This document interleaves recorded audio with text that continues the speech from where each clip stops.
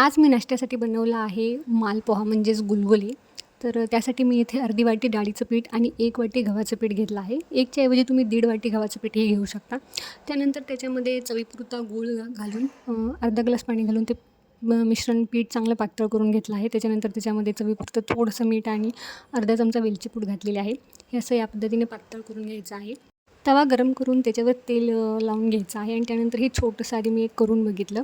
हे करताना किंवा पीठ मळताना पण आपल्याला याच्यामध्ये थोड्या गाठी वाटत आहेत, पण करताना असं काही जाणवत नाही. करताना किंवा खाताना दोन्ही बाजूनी छान असं परतून घ्यायचं खरपूस आणि शक्यतो हे गरमागरमच खाऊन घ्यायचं. गरम गरम खूप छान लागतं. दोन्ही बाजूंनी परतून घेतल्यानंतर ह्याला छान अशी जाळी सुटते. अशा पद्धतीने आधी एक छोटं केलं आणि त्यानंतर मी एक मोठं करून बघितलं. अतिशय झटपट होणारा हा पदार्थ आहे. अगदी 10 मिनिटात रेडी होतो आणि पौष्टिकही असतो. अशा पद्धतीने हे आपलं मालपोहा म्हणजेच आमच्या भागात त्याला गुलगुले असं म्हणतात, हे रेडी झालेलं आहे.